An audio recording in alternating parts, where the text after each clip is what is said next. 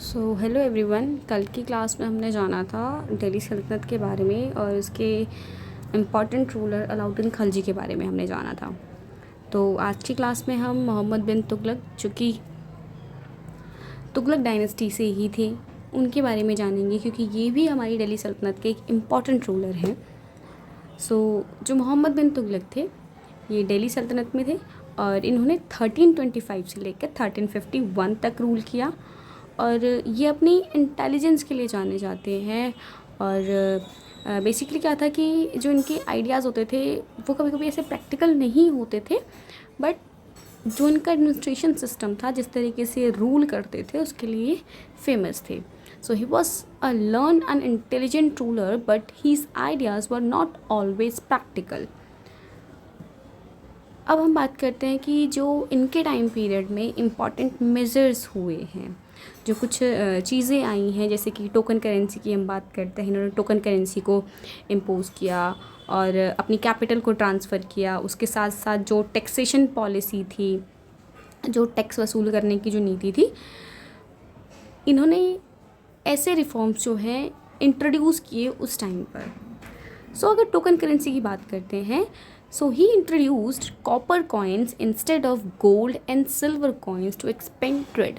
तो इन्होंने क्या किया, ट्रेड को एक्सपेंड करने के लिए गोल्ड और सिल्वर की जगह पर कॉपर कॉइन्स को इंट्रोड्यूस किया। But people began to make fake coins, so the plan failed.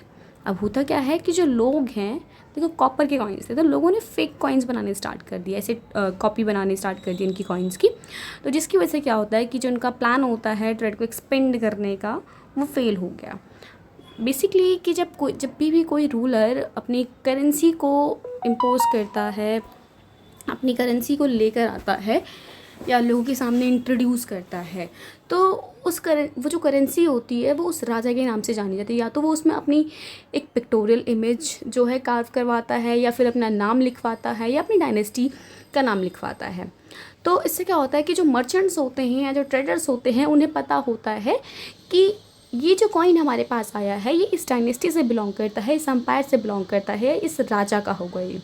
तो सेम चीज़ इसने करी थी अपने ट्रेड को एक्सपेंड करने के लिए। बट क्या होता है कि जो लोग हैं वो उसकी कॉपी करना स्टार्ट कर देते हैं, जिसकी वजह से इसका ये प्लान जो है फेल्ड हो जाता है। फिर हम बात करते हैं कि इन्होंने अपनी कैपिटल को शिफ्ट किया था दिल्ली से दौलताबाद। अब जब कैपिटल शिफ्ट होती है तो इसका मतलब ये नहीं है कि अगर कैपिटल पहले दिल्ली में थी और उन्होंने फिर दौलताबाद अपनी कैपिटल शिफ्ट कर दी तो राजा दिल्ली में ही रहेगा और रूल करेगा दौलताबाद तक। ऐसा नहीं होता है।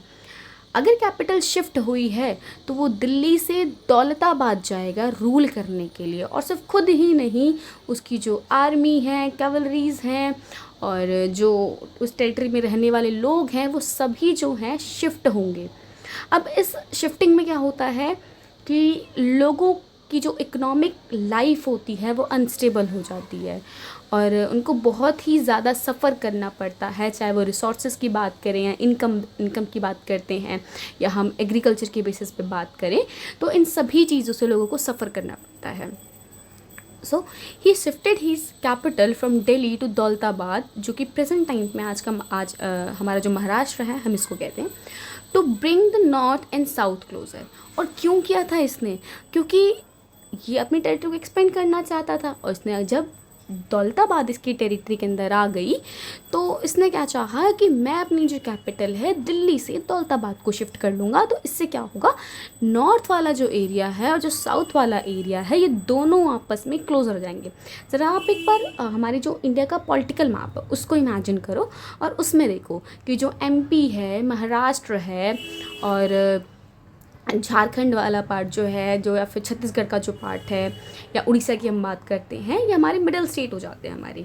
जो नॉर्थ और साउथ जो क्लोज़र होते हैं दोनों ही स्टेट्स के। तो इसने भी वही थिंकिंग रखी, वही दिमाग लगाया कि इसने अपनी कैपिटल को शिफ्ट किया ताकि ये नॉर्थ और साउथ को आसपास ला सके, या सिंपली अगर हम बात करें तो ये कैप्चर करके ज़्यादा से ज़्यादा कॉन्क्वेर कर सके और कंट्रोल कर सके।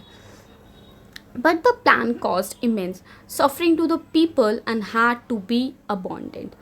But जो इसका प्लान होता है, जो आइडिया होता है, वो पूरी तरीके से फिर से फेल हो जाता है। क्यों? क्योंकि लोगों को इसमें बहुत ज़्यादा सफ़र करना पड़ता है।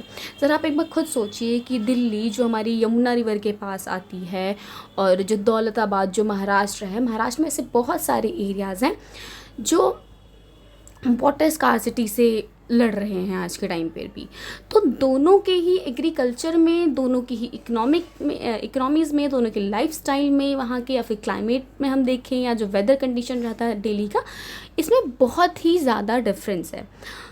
तो क्या होता है कि जो लोग हैं उनको बहुत ही ज़्यादा सफ़र करना पड़ता है। मैंने आपको बताया कि जब एक इंसान अपनी कैपिटल को शिफ्ट करता है, तो कैपिटल शिफ्ट करने का मतलब ये नहीं है कि हमने सिर्फ बैठे बैठे बोल दिया कैपिटल हमारी दौलताबाद है दिल्ली से। अब उस राजा को अपनी जनता के साथ, अपनी प्रजा के साथ शिफ्ट करना पड़ता है खुद को भी।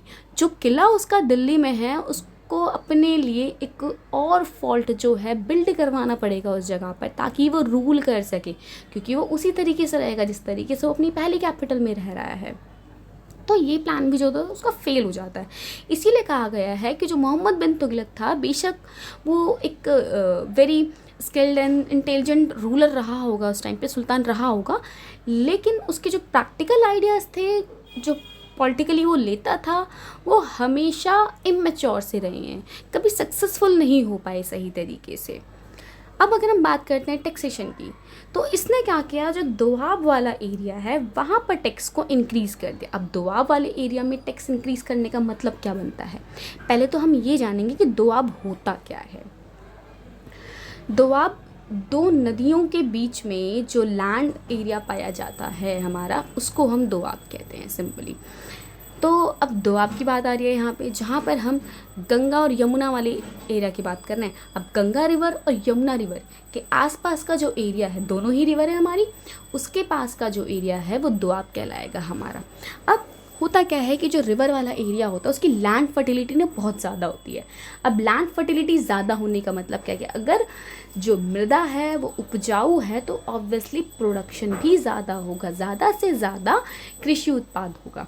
अब जितना ज़्यादा प्रोडक्शन होगा उतना ही सरप्लस अमाउंट में ट्रेड होगा, जितना ज़्यादा ट्रेड होगा उतनी ज़्यादा ही इनकम, उतनी ज़्यादा वेल्थ आएगी। अब जो फार्मर्स हैं वहाँ पर, जो ट्रेडर्स उस एरिया में रह रहे हैं, मोहम्मद बिन तुगलक ने बहुत ही दिमाग से क्या किया कि टैक्स बढ़ा दिया। अब टैक्स बढ़ाएंगे तो क्या होगा, पैसा ज़्यादा मिलेगा, टैक्स तो वसूल करना ही करना है। अब यहाँ पे ऐसा भी हो जाता है समटाइम्स कि ज़्यादा बारिश की वजह से या फिर फ्लड आने की वजह से फसल ख़राब हो गई, बट उसको कोई फ़र्क नहीं पड़ेगा इससे। उसने जो टैक्स का अमाउंट डिसाइड किया है, जितने परसेंट का टैक्स उसने मीन्स क्या है, उतना आपको पे करना ही पड़ेगा। तो उसने टैक्स बढ़ा दिया।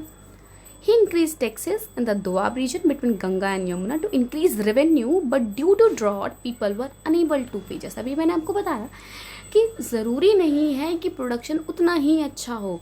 अगर बाढ़ आ जाती है, ड्रॉट यानी कि सूखा पड़ जाता है, या फिर किसी भी वजह से, किसी भी जोग्राफिकल कंडीशन की वजह से जो क्रॉप है वो पूरी तरीके से रून हो जाती है, ख़राब हो जाती है, तो जो फार्मर्स हैं या फिर जो ट्रेडर्स ट्रेडिंग कर रहे हैं, उनके लिए टैक्स पे करना बहुत ही मुश्किल हो जाएगा। तो ये चीज़ भी उसकी फेल हो गई। तो एक सिंपल कंक्लूजन क्या निकलता है हमारे लिए मोहम्मद बिन तुगलक का? दो ही was a vice ruler with good intense, कि ये एक अच्छा रूलर था एक अच्छे इंटेंशन से, बट इसकी जो पॉलिसीज़ थी वो हमेशा फेल हुई हैं। चाहे वो हम लैक ऑफ अंडरस्टैंडिंग की बात करें कि ये लोगों को सही तरीके से समझ नहीं पाता था, या लोगों की जो प्रॉब्लम्स होती थी उनको सही तरीके से सॉल्व नहीं कर पाता था।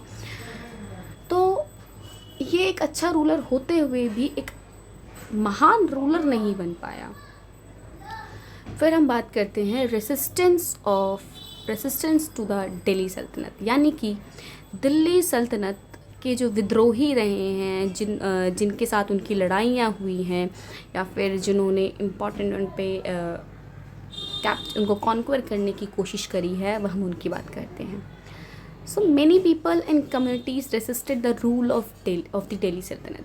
तो बहुत सारे लोगों ने, बहुत सारी कम्युनिटीज़ ने दिल्ली सल्तनत को रेसिस्ट करने की कोशिश करी है, उन्हें हराने की कोशिश करी है, उन्हें अपने कंट्रोल में करने की कोशिश करी है। अब रीज़न क्या होता है रेसिस्टेंस का? Heavy tax obviously. अब देख रहे हो आप, अभी हमने पढ़ा कि आपके पास चाहे प्रोडक्शन हो रहा हो या नहीं हो रहा, आपको टैक्स पे करना है। अब ऐसे में क्या होगा, राइवलरीज ही बढ़ेंगी, विद्रोही ही आएंगे यहाँ पर लोग। अगर हमारे ऊपर भी बात होती है कि हमारा प्रोडक्शन उतना नहीं हो रहा है और हमें फिर भी हमसे कोई इंसान कह रहा है कि नहीं आपको इतना पे करना है, तो पे करना पड़ेगा, तो आप कहाँ से करोगे? आपके अंदर गुस्सा आएगा, तो आप या तो उस इंसान से लड़ोगे या तो उस जगह को क्विट कर दोगे, उस चीज़ को ही क्विट कर दोगे। तो हैवी टैक्स। इसके अलावा अगर टैक्स की हम बात करते हैं तो जजिया टैक्स था, आपने लास्ट क्लास में मैंने आपको बताया था, नॉन मुस्लिम्स के लिए था कि अगर आपको अपने रिचुअल्स, अपने कल्चर, अपने ट्रेडिशन को फॉलो करना है, if you are non Islamic person, तो आपको पे करना पड़ेगा जजिया टैक्स। तो heavy tax. Harsh treatment by the rulers. Harsh treatment by the rulers मतलब कि अब देखो, दिल्ली सल्तनत जब इंडिया आता है ना, तो इस्लाम को अपने साथ लेकर आता है। तो जब वो इस्लाम को अपने साथ लेकर आता है तो क्या होता है कि वो ज़बरदस्ती लोगों को कन्वर्जन वाली जो बात हो जाती है कि आपको कन्वर्ट होना पड़ेगा, या फिर आप ये चीज़ नहीं कर पाओगे, अपने रिचुअल्स को परफॉर्म नहीं करोगे, आपको टैक्स पे करना पड़ेगा। इसके साथ साथ टेम्पल्स का डिस्ट्रक्शन, उनको डिस्ट्रॉय करना, तोड़ देना, ज़्यादा से ज़्यादा गोल्ड मंदिरों से चुरा लेना, ये सारी बातें आ जाती हैं। इंटरफेरेंस इन लोकल मैटर्स। लोकल मैटर्स की अगर हम बात करते हैं, हम किसी भी चीज़ को किसी कम्युनिटी या किसी रिलीजन से अगर रिलेट करें उस टाइम पे, तो ये लोकल मैटर में बहुत ज़्यादा इंटरफेरेंस देते थे। कि जस्ट सपोज़ जो हमारा ये दोआब वाला एरिया है, यहाँ पर अगर हम बात करते हैं तो यहाँ का जो टैक्स है, जो यहाँ की जो लोकेलिटी है, यहाँ पे जिस तरीके से लोग एग्रीकल्चर कर रहे हैं, तो लोगों से पूछना नहीं है एक भी बार कि आप कितना टैक्स पे कर सकते हो, या फिर आप एक अमाउंट जो है फिक्स रखें। वो without any discussion, without any guidance of the officials, वो खुद से डिसाइड कर लेते थे इजीली कि हमें इस जगह पे इतना ही टैक्स अमाउंट रखना है, या फिर ये जो यहाँ के लोग हैं इनको ये चीज़ें माननी ही पड़ेंगी, अपने ही शरीयत लॉ को स्ट्रिक्ट बना देना कि आपको शरीयत के अकॉर्डिंग चलना पड़ेगा, आप अपने रिचुअल्स परफॉर्म नहीं कर सकते हो। तो ये वो सारी चीज़ें होती है कि जो लोकल कम्युनिटीज़ जो रह रही हैं उनके मैटर में इंटरफेरेंस बढ़ाना, यानी कि अपनी दखल अंदाजी ज़्यादा दिखाना। तो ये रीजंस रहे हैं कि लोगों ने उन्हें रेसिस्ट किया है। उसके बाद जो इम्पॉर्टेंट रेसिस्टेंस हुए हैं, मंगोल इन्वेशन। लास्ट क्लास में मैंने आपको ये भी बताया था कि जो अलाउद्दीन खिलजी थे, उन्होंने मंगोलों के इन्वेशन को रोका था, उन्होंने मंगोलों को यहाँ पे कैप्चर करने ही नहीं दिया। So the Mongols attacked India many times, were defeated by the rulers of Delhi. तो मंगोलों ने कई बार इंडिया पे अटैक किया, बट वो दिल्ली के रूलर्स के थ्रू हमेशा डिफीट हुए हैं, हराए गए हैं। Rebellion of the farmers and tribal communities. तो जो फार्मर्स थे और जो ट्राइबल कम्युनिटीज़ थी वो भी यहाँ पर रेबेलियन बन गई थी, वो भी विद्रोही बन गई थी। क्यों? Many farmers and tribal refuse to pay tax and sometimes attack the officials. क्योंकि जब ये टैक्स अपनी मर्जी से बढ़ाते थे, उनसे बिना पूछे, बिना जोग्राफिकल कंडीशन को देखे बिना जब वो टैक्स बढ़ा देते थे, तो जो फार्मर्स होते थे और जो ट्राइबल कम्युनिटीज़ थी उस टाइम पे, जो फॉरेस्टल एरिया पे ही डिपेंडेंट रहती थी, वो टैक्स पे करने से मना करती थी, या फिर ड्यू टू एनी रीज़न वो जब नहीं कर पाते थे और राजा उनको फोर्स किया करता था, तो वो उन पे अटैक कर देते थे। The revolt of the Jats and Meos. अच्छा, आपने जट्टों के बारे में पढ़ा होगा, गुज्जर प्रतिहारा पढ़ा होगा। तो ये भी जो ये लोकल कम्युनिटीज़ थी उस टाइम पे, ये भी ट्राइबल कम्युनिटीज़ के अंदर आती थी, तो ये भी इनके अगेंस्ट थे। They frequently rebel against the oppressive rules of the सल्तनत।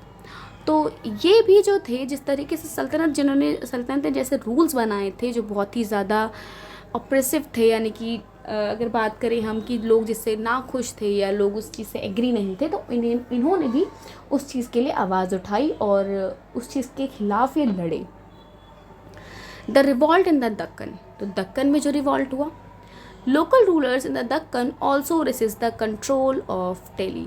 इवन जो दक्कन के जो लोकल रूलर्स थे, उन्होंने भी दिल्ली सल्तनत पर अपना कंट्रोल करने के लिए रेसिस्ट किया। तो एक सिंपल कंक्लूजन क्या निकल कर आता है हमारे पास कि ये जो रेसिस्टेंस हुए हैं इन्होंने ही दिल्ली सल्तनत को वीक बनाया है। चाहे वो हम डिफरेंट डायनेस्टीज़ में पढ़ रहे हों कि तुगलक डायनेस्टी में अलग तरीके से हुआ है, स्लेव डायनेस्टी में अलग, या फिर खिलजी डायनेस्टी में अलग, लेकिन जो कॉन्स्टेंट जो अटैक हुए हैं, फ्रिक्वेंट अटैक जो हुए हैं, इनकी वजह से क्या होता है कि जो सल्तनत है वो धीरे धीरे वीक होने लगा और एक टाइम आकर वो पूरी तरीके से ख़त्म हो गया। So this resistance weakened the Delhi सल्तनत and pave the way of the rise of new kingdoms.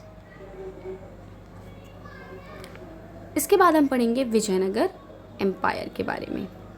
तो विजयनगर एम्पायर के बारे में अगर हम पढ़ते हैं तो हमें यही पता होना चाहिए कि विजयनगर एम्पायर जो था इस्टेब्लिश कहाँ था। तो विजयनगर एम्पायर जो हमारा साउथ वाला रीजन है, यहाँ पर ये एम्पायर इस्टेब्लिश हुआ था और इसकी इस्टेब्लिशमेंट हुई थी 1336 में बाय हरिहरा वन और बुक्का। यानी कि सिंपली अगर याद रखो तो आप ऐसे याद रख सकते हो कि हरिहर और जो बुक्का दोनों भाई थे, इन्होंने ही विजयनगर एम्पायर की इस्टेब्लिशमेंट करी थी। अब हम ऐसे ही मतलब एक शॉर्ट समरी में पढ़ लेते हैं, बाकी हम इसको नेक्स्ट क्लास में भी कवर करेंगे विजयनगर एम्पायर के बारे में कि जो इसके इम्पॉर्टेंट फीचर्स रहे हैं वो क्या है। एक तो इसकी लोकेशन, इसकी जो लोकेशन थी वो साउथ इंडिया में थी और आज का जो प्रेजेंट टाइम है हमारा जो कर्नाटका वाला पार्ट है यहाँ पे था ये। So it was located in the south India with its capital at Vijayanagar in present day Karnataka. तो जो विजयनगर एम्पायर है हमारा ये साउथ इंडिया में लोकेट करता था और जो उसकी कैपिटल थी वो विजयनगर ही थी जो कि कर्नाटका में थी। अगर रूलर्स की बात करते हैं तो यहाँ पर 4 मेन डायनेस्टीज़ ने रूल किया है इस एम्पायर के अंदर, जो कि संगम रही है, सलूबा डायनेस्टी, तुलुवा और अराबिदू डायनेस्टी। ये जो 4 डायनेस्टीज़ रही हैं, मेन डायनेस्टीज़ रही हैं इस एम्पायर की। सब अब होता क्या है कि जो विजयनगर एम्पायर है, हमने हमेशा पढ़ा है कि जो हमारे साउथ की रूलर्स रहे हैं, जो साउथ की क्वींस रही हैं, उन्होंने हमेशा रेसिस्ट किया है अपने दुश्मनों को। क्यों? क्योंकि उनका एडमिनिस्ट्रेशन सिस्टम बहुत स्ट्रॉन्ग था। आप 8th क्लास में आप पढ़ोगे अबक्का 1 और अबक्का 2 के बारे में। दोनों ही क्वीन थी और दोनों ने ही पोर्तुगीज़ को हराया था। मतलब आग के गोले बना के फेंके थे उन्होंने। सोचो कि क्वींस कितनी स्ट्रॉन्ग थे और किस तरीके से किया उन्होंने। अलायंस बनाई अपनी नेबरिंग किंगडम्स के साथ, तो इनके बीच में अलायंस भी होती थी, यूनिटी भी थी कि कोई और इन पर आकर बाहर से अटैक ना कर पाए। दैट्स वाई जो विजयनगर एम्पायर है वो हमेशा से पावरफुल रहा है। Strong in administration, the empire had an efficient administration and a well-organized army with horse, cavalry and war elephants. तो जो ये एम्पायर था, ये इसका जो एडमिनिस्ट्रेशन सिस्टम था, जो इसकी शासन प्रणाली थी, वो बहुत ही ज़्यादा एफिशिएंट थी, बहुत ही अच्छी थी और वेल ऑर्गेनाइज्ड आर्मी थी इनके पास, जिसमें इनके पास हॉर्स कैवलरी थी, घुड़सेना थी यानी कि इनकी, और एलिफेंट्स भी थे, वॉर एलिफेंट्स थे। फिर आर्ट एंड आर्किटेक्चर की बात करते हैं तो आपने देखा होगा हमारे साउथ में कितने बड़े बड़े टेम्पल्स हैं और इतने सारे टेम्पल्स बने हुए हैं जो कि अपने आर्किटेक्चर आर्ट के लिए बहुत ही ज़्यादा फेमस है। आर्ट, आर्किटेक्चर एंड लिटरेचर, इसमें आपसे एक संगम लिटरेचर की भी आपने संगम लिटरेचर के बारे में भी सुना होगा कि संगम लिटरेचर कितना ज़्यादा फेमस रहा है इस टाइम पे। The empire encouraged art, architecture, literature and culture.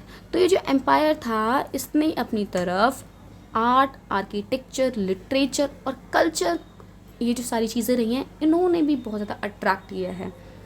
Many beautiful temples, buildings and work of literature were produce. और यहाँ पर बहुत सुंदर टेम्पल्स, बिल्डिंग्स और जो लिटरेचर वर्क है वो हमें देखने को मिलता है। प्लस यहाँ पर रिलीजियस हारमोनी थी, यानी कि अपने धर्म के प्रति लोगों के बीच में सद्भावना थी। उनके मन में ये था कि उन्हें अपने धर्म को प्रोटेक्ट करना है, बचाना है और उन्हें अपने धर्म को किसी के सामने झुकने नहीं देना है। So people of all religion lived in harmony. तो यहाँ पे जितने भी रिलीजन के लोग रहते थे, चाहे वो बुद्धिज़्म से रिलेटेड हो, जैनिज़्म से रिलेटेड हो या फिर वो मुस्लिम ही क्यों ना हो, तो बहुत ही सद्भावना के साथ रहते थे, क्योंकि यहाँ के जो रूलर्स थे ना वो भी किसी रिलीजियस मामले में इंटरफेयर नहीं करते थे, क्योंकि उनका मानना भी यही था कि हमें जो है इक्वालिटी के साथ रहना चाहिए। तो हमारे पास एक कंक्लूजन क्या आता है कि विजयनगर एम्पायर जो था वो एक मोस्ट पावरफुल किंगडम रहा है साउथ इंडिया में, और ये अपने ट्रेड, एग्रीकल्चर और अपने ट्रेड, एग्रीकल्चर और अपने कल्चर के लिए बहुत ही ज़्यादा जाना जाता है। और जो लोग हैं हमारे इंडिया के या फिर आउट ऑफ इंडिया की बात करते हैं तो वो लोग इससे बहुत ज़्यादा इन्फ्लुएंस थे, क्योंकि हमारे यहाँ क्या था ना साउथ इंडिया में कि लोगों के बीच में यूनिटी के साथ में जो ट्रेडिंग था, ट्रेडिंग के साथ साथ क्या होता है कि जब कोई देश व्यापार करता है तो उससे हमारी कल्चर का भी एक तरीके से इम्पोर्ट एक्सपोर्ट होता है, यानी कि हम दूसरे के कल्चर के बारे में भी जानते हैं, वो स्प्रेड होता है साथ साथ में।